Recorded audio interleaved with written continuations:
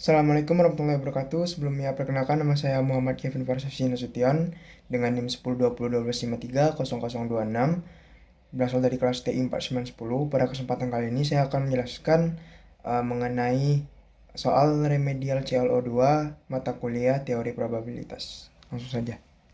Oke, langsung saja kita akan menjawab untuk soal nomor pertama. Nah, soal pertama itu kan seorang lulusan memiliki peluang 60% diterima kerja. Nah, jadi artinya itu peluang diterima kerja itu ada 0,6. Nih, diketahui peluang yang diterima kerja ada 0,6. Sedangkan peluang yang tidak diterima, ini PJ yang tidak diterima itu adalah 0,4. Nah, kemudian kita juga diketahui jika diterima kerja sama dengan 75% menjalani 2 kali wawancara. Ini dia. Untuk diketahuinya. Selanjutnya juga yang tidak diterima kerja 40% juga menjalani 2 kali wawancara. Ini dia. Oke. Nah, yang ditanyakan adalah ditanya jika seseorang sudah diketahui menjalani 2 kali wawancara. Nah, berapa peluang ia diterima kerja? Nah, artinya yang dicari adalah ini. Oke. Kita akan menggunakan teorema Bayes. Kenapa? Karena informasi yang diketahui terdapat jika diterima kerja peluang 2 wawancara. Tapi yang ditanyakan justru kebalikannya. Jika 2 wawancara peluang diterima, maka kita memakai teorema Bayes. Nah, rumusnya itu ini dia. Ini rumusnya, nggak perlu dibaca lagi. Nah, maka ini dia. Langsung saja hitung pembilangnya, hitung penyebutnya, maka dapatlah hasilnya sekian. Nah, jadi jika seseorang menjalani 2 kali wawancara, maka peluang ia diterima kerja sekitar 73,8%. Nah, lanjut di soal nomor 2. Soal nomor 2 ini yaitu tentang distribusi eksponensial. Nah, pada soal ini kita membahas umur pakai katup. Nah, distribusi eksponensial digunakan untuk memodelkan waktu sampai suatu komponen itu rusak. Nah, kita tulis ya diketahuinya. Nah, diketahuinya ini semakin besar D per jam. Nah, rumus yang harus kita ingat yaitu peluang rusak sebelum waktu T. Ini dia, FT sama dengan 1 kurang E. Nah, adapun peluang belum rusaknya, ini dia rumus.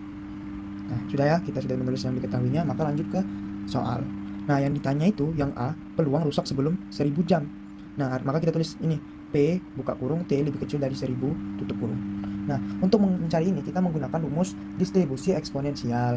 Nah, maka kita akan seperti ini, hitung pangkatnya, dapat segini, nilainya segini. Nah, maka dapatlah 20. Jadi kan 0,22, 12. Nah, dijadikan persen, jadi 22,12%. Lanjutnya yang B. Nah, yang di B ini ditanya peluang rusak antara dari 1000 sampai 2000 jam. Oke. Nah, artinya nih, kita tulis P buka kurung 1000 lebih kecil dari T lebih kecil dari 2000. Nah, caranya kita pisahkan. Kita rubah jadi F2000 kurang F1000. Kita hitung langsung jadi seperti ini. Nah, maka dapat nilainya segini. Kita kurangkan nih 0,7 ini dengan 0,6. Nah, maka dapatlah hasilnya 0,1723. Nah, hasilnya adalah 17,23%. Lanjut di soal C. Nah, ditanya peluang katup masih berfungsi sampai 2000 jam. Karena belum rusak, maka kita pakailah reliability. Nah, ini dia. Nih, reliability. Oke. Ini caranya. Maka dapatlah hasilnya sekian 60,65%. Selanjutnya yang D itu ada manajemen ingin reliability minimal 80%, artinya RT sama dengan 0,80. Nah, masukkan rumusnya. Ini dia rumusnya. Ini rumusnya supaya T-nya ini keluar, gunakan kita memakai ln. Ini dia. Kita pakai ln. Nah, karena ini dia menjadi segini, maka dapatlah nilainya 89,6 jam atau kita buat menjadi 899,3 jam. Nah, lanjut di soal nomor 3 ini kita membahas tentang distribusi normal. Nah, berat semen mengikuti distribusi normal itu kita tulis dulu diketahuinya. Ini X sama APM 50,0,8 dan simpangan bakunya itu yaitu 0,8, rata-ratanya 50. Nah, kita pakai juga, kita di sini akan memakai rumus Z ya, rumus Z nih rumus untuk memakai tabel Z. Ini 49 kurang 50 per 0,8. Oke, maka dapat hasilnya minus 1,25. Oke, langsung saja nomor 3A itu yang ditanyakan T X lebih kecil dari 49. Nah, kita hitung memakai Z ya. Nah, Z ini 49 kurang 50 per 0,8 sama dengan minus 1,25. Jadi tabel Z, Z lebih kecil dari kurang 1,25 pada hasilnya 0,1056. Maka kita jadi persentase hasilnya 10,56%. Selanjutnya yang B itu yang ditanya adalah 49,7 nih sampai 50,5 kg. Nah, maka kita tulis seperti ini ya. Nah, langkah untuk pertama itu kita mencari Z bawahnya.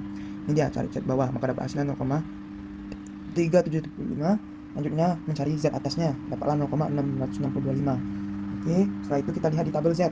Ini dia, kurangkan. Nah, maka dapatlah hasilnya 38,02%. Nah, kurung berada pada rentang grade S. Nah, selanjutnya itu yang terakhir ada 3C, yang itu pertanyaannya ialah ditanya batas overfill-nya. Jika 25%, maka karung berada di atas batas. Artinya, ini dia, ditanya ini kan, P X dibagi oleh X sama dengan 0,975. Maka cari Z pada tabel, dapatlah Z itu 1,96, gunakan rumus balik. Nah, artinya ini rumus balik, dapatlah 51,568 kan. Nah, berarti hasilnya kita jadikan ini, kita buatkan menjadi 51,57. Nah, ini dia jawabannya. Artinya, karung dengan berat lebih dari 51,57 kg termasuk kategori overfill. Oke, sekian dari penjelasan saya. Mohon maaf jika ada salah kata dan salah penjelasan. Terima kasih. Assalamualaikum warahmatullahi wabarakatuh.